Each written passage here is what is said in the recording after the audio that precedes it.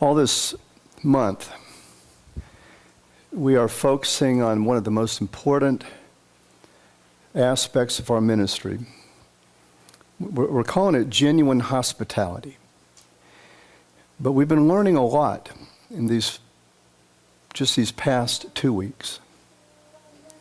For one, we've learned that hospitality is really, in the Christian circle, within the church, it's just another way of talking about loving one another.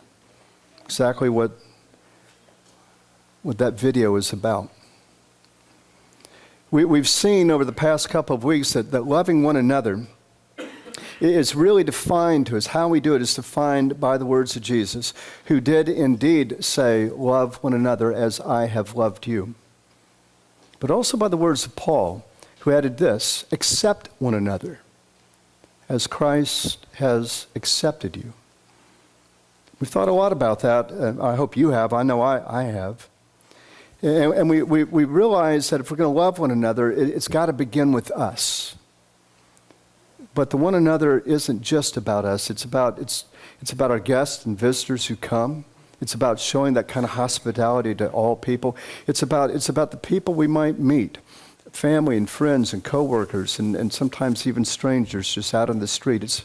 It's really our sharing God's love wherever we are all the time. And then we saw that word genuine. We've been thinking about that and said, this has got to be from the heart. It's got to be something that's at our core of who we are. We're not talking about being polite. We're not talking about just being nice. We all get that. But really caring about people, really loving people. Honestly, truly, deeply wanting the best. God's love for all people. And that's not easy. I've been heartened over the last couple of weeks. I think I've received more positive responses from the past two sermons than I think any since I've been here, and it seems to have really struck a chord with a lot of people. You're a church and a congregation, people who I get it. A lot of you really want to show God's love. You want to show hospitality. And I can't tell you how much that pleases me. I'm going to try to help you understand why that's so important to me.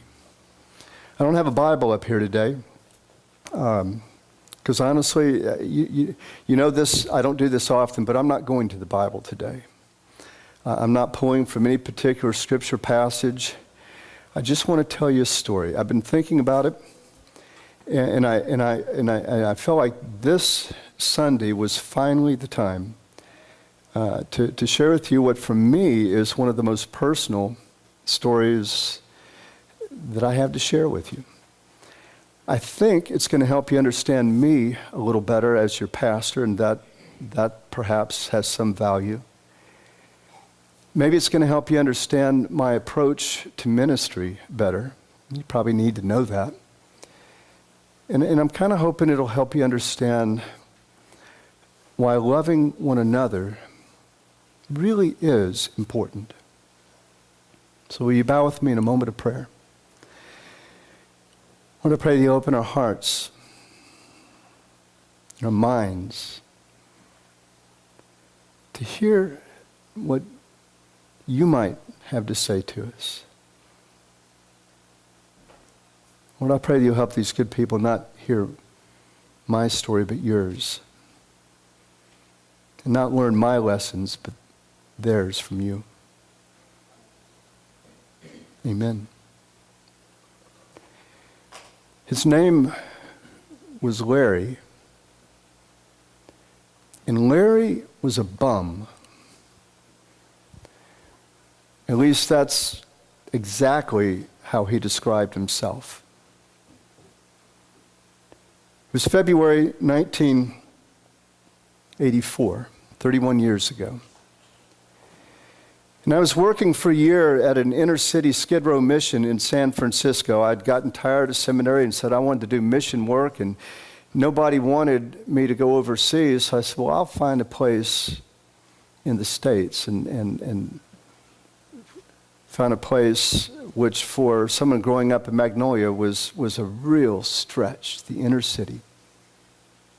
I worked at a place in a mission in what at that time at least was informally known as the 6th Street South of Market Tenderloin District. And if that sounds rough, I tell you the reality was a whole lot rougher. The place, blocks and blocks and blocks, were populated by prostitutes and pimps, drug addicts and alcoholics, people down on their luck and petty criminals trying to make their own luck.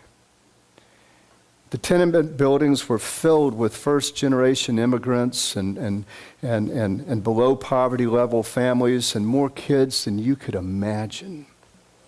Every street corner had its own little group of people, and they all looked tough and mean until they got to know you, and then they still looked kind of tough and mean, but they'd let you through. And if you look down any side alley, you'd see a wino slumped in some kind of drunken stupor at any time, day or night. And in most of the doorways, you could find somebody. Every door, every window had bars across it. It was a hard place to live. The sirens were constantly going. There was shouting and cursing. The smells of alcohol and urine and rotting garbage and things you just can't imagine. They were just everywhere around.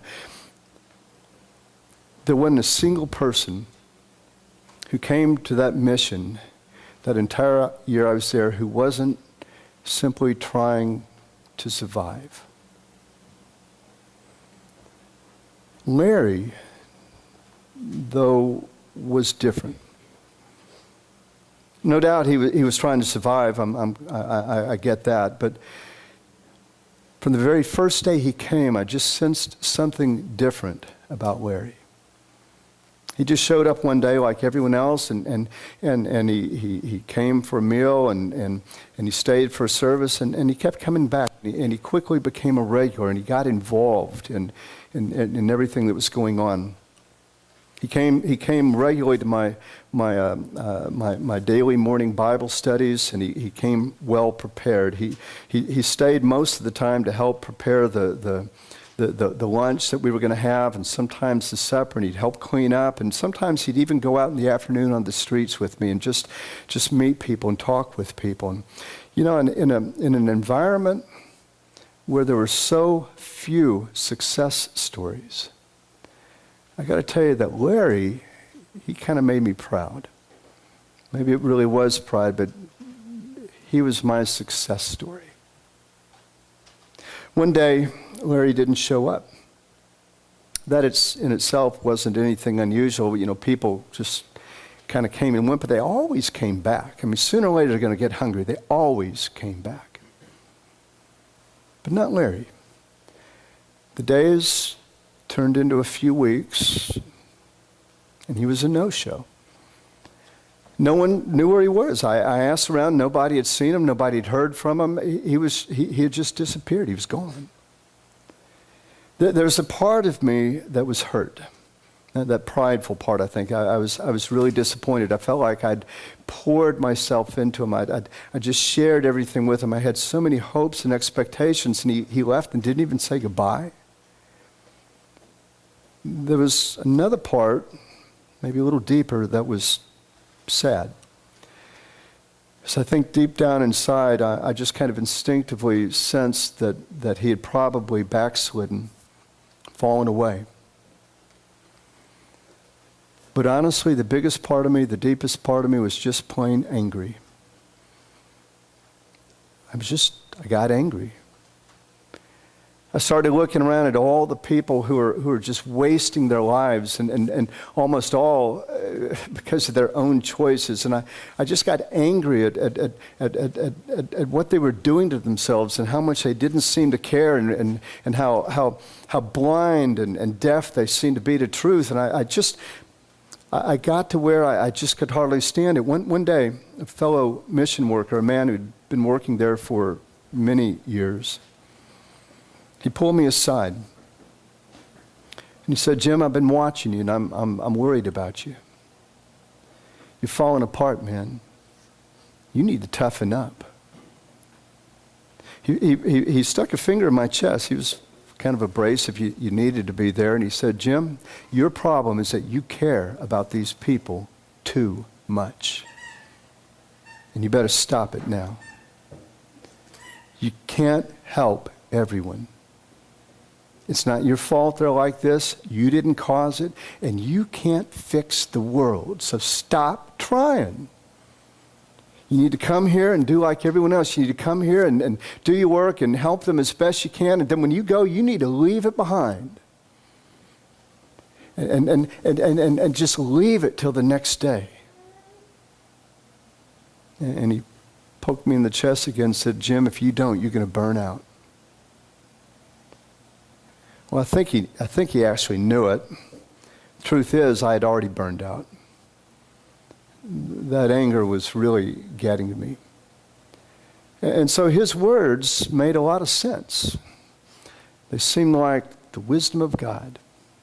And I took them seriously. Next morning, when I came to the mission, everything else on the outside, I guess, looked pretty much the same, but I was different. I was changed. I stopped caring. That night I'd said, I'm just not going to invest my time or my energy or my emotion into these people. And so I kept coming day after day, and I kept helping people, and I'd help them find food or shelter or clothing or just jobs, whatever it was that they needed help for. But I stopped asking questions. Stopped even being interested in their stories. I stopped hurting. And I stopped doing ministry. Things got a lot easier after that. I didn't cry any nights when I got back to the other mission where I stayed. But I stopped doing ministry. I remember clearly the night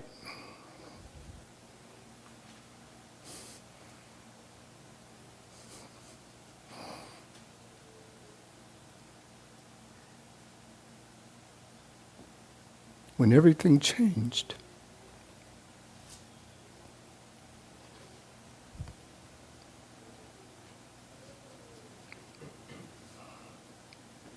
I'd been working late that day. By the time everyone had gone, I'd cleaned up and talked with people and turned out the lights and walked outside and locked the door and shut the gates and walked away. The streets were pretty quiet. There wasn't anyone out there. I was looking for my car, and I realized that early that morning I'd parked it about halfway down a narrow side alley. By now, a very dark, narrow side alley. And all of a sudden I realized I was very much alone. And my senses just, they went on high alert. I walked down the alley and I began threading my way through past some cars and other things, just shapes and shadows mostly. And I got to the car and I had my keys out and I was unlocking when I heard a sound behind me. Kind of a coughing but very human sound. And I just froze. That's not what you want to hear in a side alley. I raised my hands. And I turned around, and there was nothing there. I heard the sound again. Now it wasn't really a cough, it was more of a moaning sound. And I followed it.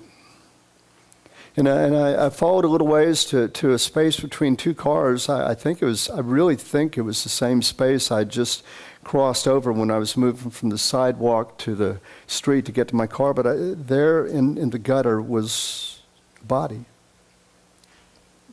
Person alive, moaning. It was a wino. It was this drunk man, obviously in a drunken stupor. You could smell him.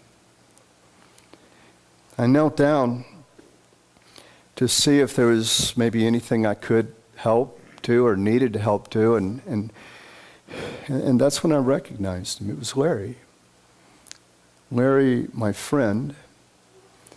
Larry, the first man I'd come to know at the mission, Larry, the man I'd poured myself into.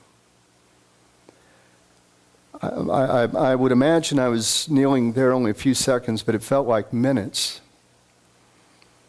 For all of a sudden, I remember just kind of whispering, Larry, why are you doing this?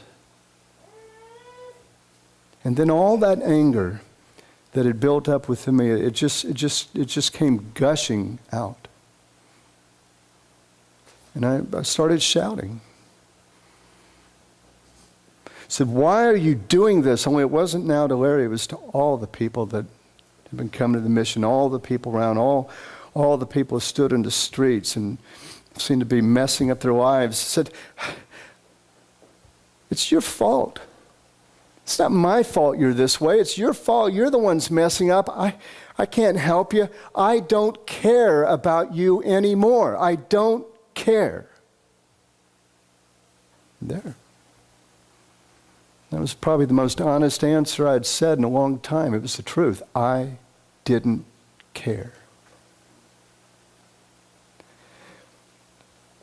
I can't explain properly what happened next. So to say, I heard a voice. Maybe I felt the voice. There was no one around me, but maybe there was. Maybe the Spirit of God was there. Maybe an angel. The only thing I can tell you is that as surely as you're hearing something right now, I heard a voice in my head. Clear, soft, powerful, and insistent. And it said, Jim, do you care about me? As you do it to one of the least of these, my children, you do it to me. And my stomach began to churn. I felt sick. And God wasn't even close to being through with me. Heard the voice again. It wasn't a whisper this time. It wasn't a shout, but it was louder. And it said, Jim, I love this man. He's not a wino. He's not an alcoholic. He's not a bum. He's Larry. And I love him as much as I love you. And I died for him as surely as I died for you. Jim, why don't you care? Why don't you love him? Love them as I have loved you.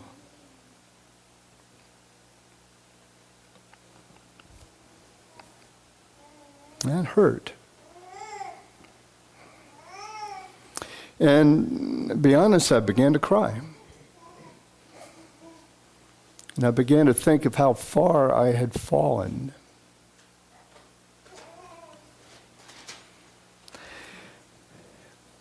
Sometimes stories don't end the way you want them to, or the way you think they should.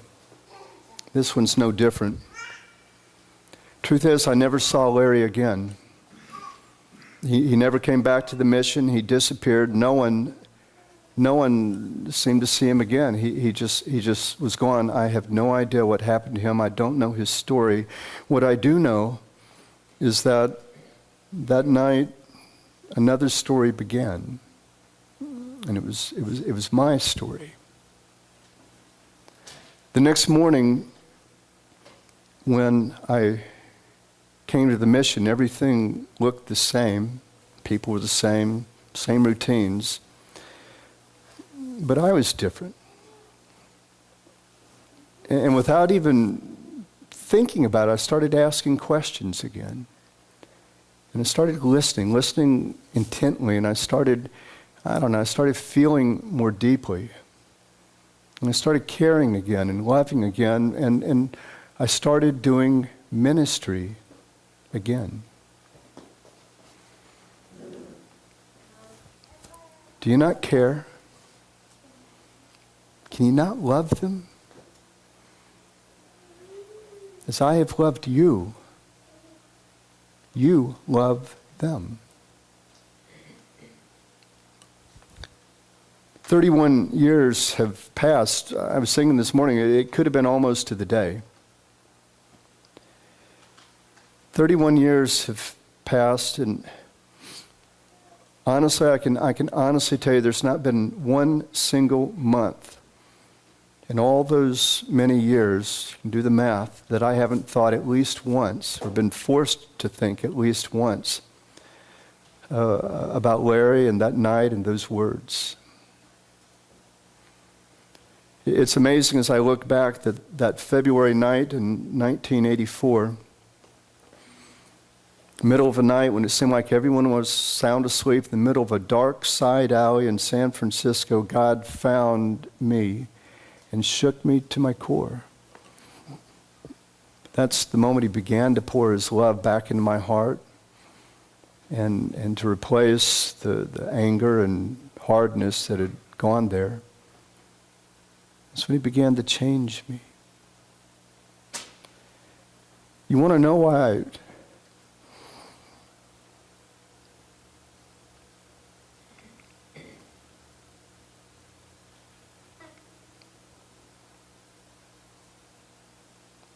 You want to know why I care? It's because of Larry. You want to know why I care about each person who's going to come this Thursday for the food distribution, and why I don't want to be back there giving them food. I want to be out here talking with them and meeting with them. It's because of Larry. You want to know why I care about all the college students that are coming to these universities and leaving home, most for the first time, and it's because I know they're trying to find their way, and I care. That's why I care about you and each guest who comes. And I'm not a bit better than you. It's still hard. I'm as human as anybody, and there are times when I meet people just like you do that are awfully hard to love, that are hard to care for, and sometimes I get as frustrated as I did back then with the choices people make. But on those times when I want to judge them and I want to hold court on them, God just takes me back to San Francisco.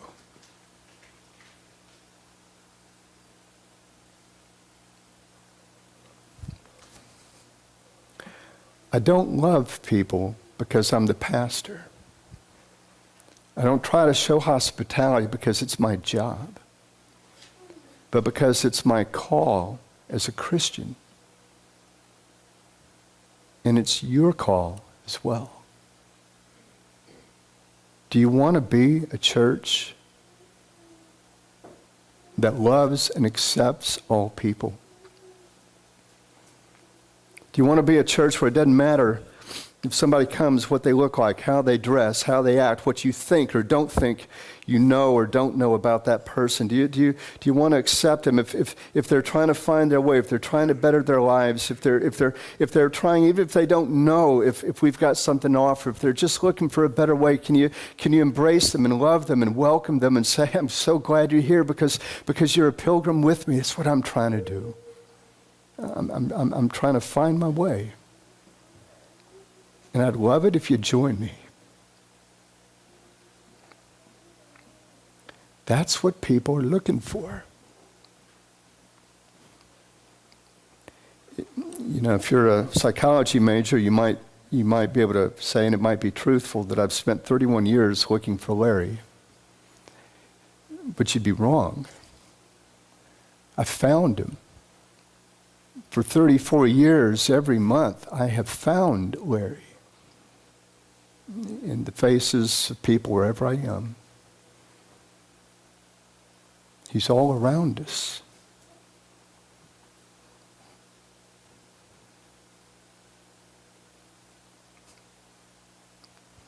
He's the face of Christ.